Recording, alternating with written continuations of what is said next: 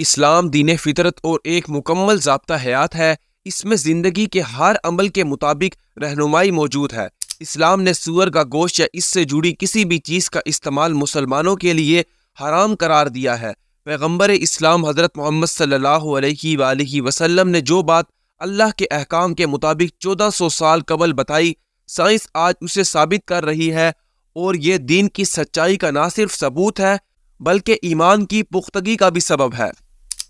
ناظرین، سلطان صلاح الدین ایوبی اور ایک عیسائی عورت کا واقعہ ملاحظہ فرمائے کہ ایک دفعہ دن کے وقت سلطان صلاح الدین ایوبی اپنے کمرے میں آرام فرما رہے تھے، کیونکہ صبح کے وقت سلطان صلاح الدین ایوبی بہت طویل سفر سے لوٹے تھے۔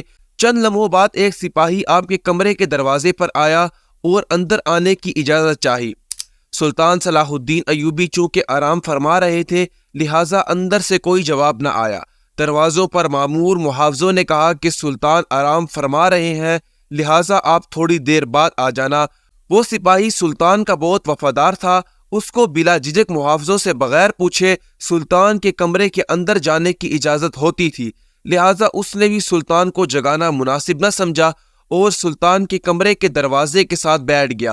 وہ انتظار کرتا رہا کہ جب تک سلطان صلاح الدین ایوبی بیدار ہوں گے تو تب ہی وہ ان سے ملاقات کرے گا۔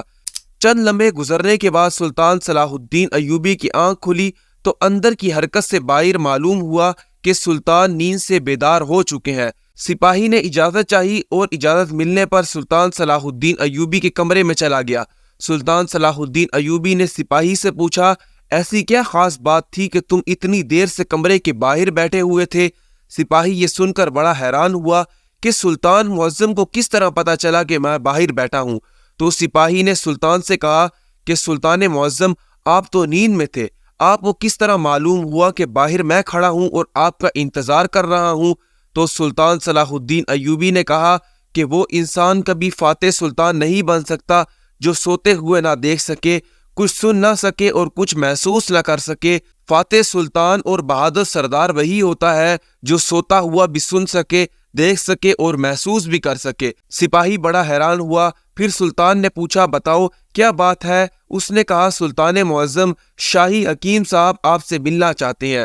سلطان معظم نے کہا کہ اجازت ہے، آپ حکیم کو اندر لے آئیے۔ سپاہی باہر گیا اور چند لمحوں کے بعد شاہی حکیم کو سلطان معظم کے پاس لے آیا۔ سلطان صلاح الدین ایوبی نے اس سے پوچھا، حکیم صاحب بتاؤ کیا بات ہے؟ آخر آپ کو مجھ سے اتنی جلدی ملنے کی کیا ضرورت پیش آئی؟ تو حکیم صاحب نے کہا، حضور ایک بات ہے جو مجھے کئی دنوں سے پریشان کر رہی ہے، اس سلسلے میں آپ سے بات کرنی ہے۔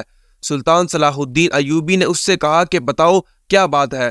اس نے کہا، سلطان معظم، میرے حکیم خانے میں میرے بہت سے شاگردوں میں ایک شاگرد ہے جو کہ ایک خاتون ہے اور عیسائی مذہب سے تعلق رکھتی ہے۔ اسے اسلام کے بارے میں بہت کچھ پڑھا ہے اور بہت کچھ سیکھ رہی ہے، لیکن اس کے ذہن میں چند سوالات ہیں جس کی وجہ سے وہ الجھ رہی ہے۔ وہ ابھی تک مسلمان نہیں ہوئی، وہ چاہتی ہے کہ مسلمان ہو جائے، لیکن ایک سوال کا جواب میرے پاس بھی نہیں ہے جس کی وجہ سے وہ ابھی تک مسلمان نہیں ہوئی۔ سلطان صلاح الدین ایوبی رحمۃ اللہ علیہ نے مسکرا کر کہا، سلطان کے حکیم ہوتے ہوئے بھی تمہیں ایک سوال کا جواب نہیں آیا؟ بتاؤ وہ کون سا سوال ہے جو اس عورت کے ایمان لانے کے درمیان رکاوٹ بنا ہوا ہے؟ حکیم صاحب نے کہا، سلطان معظم، وہ عورت کہتی ہے کہ آخر مسلمان خنزیر کا گوشت کیوں نہیں کھاتے؟ اسے کھانے میں آخر برائی ہی کیا ہے؟ کیا اس کے کھانے میں کوئی نقصان ہے کہ جس کی وجہ سے مسلمان خنزیر کا گوشت نہیں کھاتے بلکہ اس سے سخت نفرت کرتے ہیں؟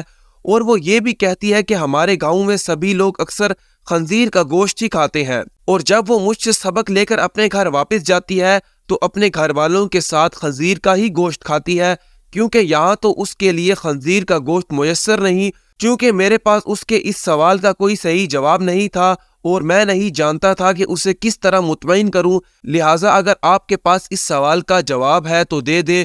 ممکن ہے کہ آپ اس کے نور ہدایت کی طرف آنے کا ذریعہ بنے اور شاید وہ غیر مسلم عورت مسلمان ہو جائے۔ یہ سن کر سلطان صلاح الدین ایوبی نے حکیم سے مخاطب ہو کر کہا کہ کل تم اس خاتون کے ساتھ دربار میں حاضر ہو جانا۔ دوسرے دن صبح جب سلطان دربار میں پہنچے تو حکیم صاحب اس عورت کے ہمراہ تشریف لے آئے۔ پھر حکیم صاحب نے بتایا کہ سلطان معظم، یہ ہے وہ خاتون جو میری شاگرد ہے اور جس کا میں نے آپ سے ذکر کیا تھا۔ سلطان نے خاتون سے کہا بتاؤ خاتون تمہارا کیا سوال ہے؟ اس خاتون نے کہا سلطان معظم میں نے اسلام کے بارے میں بہت کچھ پڑھا اور سیکھا ہے، یہاں تک کہ اب میں اس جگہ پر آ گئی ہوں کہ میں اسلام قبول کر ہی لوں، لیکن ایک بات جو مجھے اسلام قبول کرنے سے روک رہی ہے وہ یہ بات ہے کہ اسلام خنزیر کے گوشت کھانے کی اجازت کیوں نہیں دیتا؟ یہ تو ہماری سب سے پسندیدہ خوراک ہے، چاہے کچھ بھی ہو جائے میں تو اسے کھانا نہیں چھوڑ سکتی۔ میں نے اسلام کی تعلیم حاصل کرنے میں ہر جگہ دیکھا ہے کہ جہاں بھی اسلام نے کسی چیز سے روکا ہے تو اس کے منع کرنے کی وجہ سے اس کے نقصان کے بارے میں بھی بتایا ہے، لیکن خنزیر کے گوشت کے حوالے سے مجھے کوئی مضبوط دلیل نہیں ملی۔ میں نے جب اپنی بائبل کو پڑھا تو اس میں بھی خنزیر کا گوشت کھانے سے منع نہیں کیا گیا، تو پھر اسلام نے کیوں منع کیا ہے؟ آخر اس گوشت میں ایسی خرابی کیا ہے؟ یہ تو عیسائیوں کی سب سے پسندیدہ خوراک ہے۔ یہ سن کر سلطان صلاح الدین ایوبی اس سے مخاطب ہوئے اور کہا اللہ نے قرآن مجید میں 3 جگہوں پر خنزیر کا گوشت کھانے سے منع فرمایا، پھر آپ نے ان آیات کا ذکر بھی کیا۔ پھر سلطان نے اپنے ایک مشیر سے کہا کہ وہ بائبل کی کتاب لاؤ جو اصلی حالت میں موجود ہے۔ جب کتاب سامنے پیش ہوئی تو آپ نے اس میں وہی جگہ تلاش کر کے دکھائی جہاں لکھا ہوا تھا کہ خنزیر کا گوشت کھانا منع ہے۔ عورت کے دیکھ کر بولی یہ کیا بات ہے؟ جو میرے پاس کتاب ہے اس میں تو واضح طور پر لکھا ہے کہ خنزیر کا گوشت کھانا منع نہیں۔ سلطان صلاح الدین ایوبی نے کہا کہ مجھے ترس آتا ہے کہ تمہارے ان لکھنے والوں پر جو اپنی عیاشیوں کے لیے اس پاک کتاب کو اپنے الفاظوں سے بالکل تبدیل کر رہے ہیں۔ تمہارے پاس جو بائبل ہے وہ اپنی اصلی حالت میں موجود نہیں، اس میں وقت وقت پر کافی تبدیلی کی جا چکی ہے۔ پھر سلطان صلاح الدین ایوبی نے اس سے فرمایا کہ یہ تو میں نے کتاب سے ثابت کیا، اب میں تمہیں علم طبیعت کے لحاظ سے ثابت کر کے بتاؤں گا۔ تو سلطان صلاح الدین ایوبی نے اس عورت کو حکم دیا کہ کل خنزیر کا گوشت پکا کر صبح میرے دربار میں لے آنا۔ وہ عورت سلطان کے سپاہیوں کے ساتھ جنگل میں گئی، ایک خنزیر کا شکار کیا اور اگلی صبح اس کا گوشت پکا کر سلطان کے سامنے لے آئی۔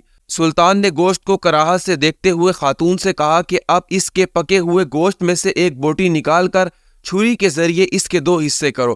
جب خاتون نے بوٹی کے 2 حصے کیے تو اس کے درمیان میں گوشت کچا تھا۔ سلطان صلاح الدین ایوبی نے کہا کہ اے خاتون کیا تو نے اس گوشت کو اچھی طرح نہیں پکایا؟ اس نے کہا نہیں سلطان معظم میں نے اس کو اچھی طرح سے پکایا ہے۔ سلطان نے کہا اب تمہاری سمجھ میں بات ضرور آ جائے گی کہ اس حرام گوشت کو جتنا چاہے اچھی طرح پکا لو، ایک بار پکا ہو یا بار بار، جتنی بھی آگ کی تپش دو یہ پوری طرح نہیں پکتا۔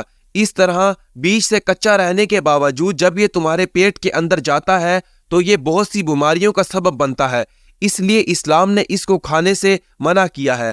آپ خود ایک حکیم کے زیر اثر تعلیم حاصل کر رہی ہیں، لہٰذا آپ خود اندازہ لگائیے کہ اگر کوئی کچی چیز جب آپ کے پیٹ کے اندر جائے گی تو وہ اندر جا کر کتنی خرابیاں پیدا کرے گی۔ پھر سلطان نے اس عورت سے کہا کہ آپ کو اس جانور کے بارے میں کچھ اور بھی بتاتا ہوں کہ جانور جس جگہ رہتا ہے تو یہ اس کی جگہ اپنے ارد گرد سبھی انسانوں کی گندگی کو بھی کھا جاتا ہے۔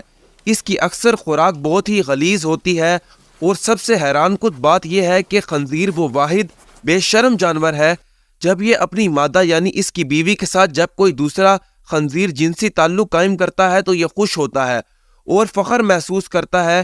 یہ واحد جانور ہے جس میں اتنی زیادہ بے شرمی ہے کہ آپ خود دیکھیں جب آپ ایسے جانور کا گوشت کھائیں گی جس کی بنیاد غلاظت سے بھری ہوئی ہے تو آپ کو کیا فائدہ ہوگا۔ یہ سن کر وہ عورت سلطان صلاح الدین ایوبی رحمۃ اللہ علیہ کی قائل ہو گئی اور کہا کہ سلطان معظم آپ مجھے اپنی ہی زبان سے کلمہ پڑھائیے۔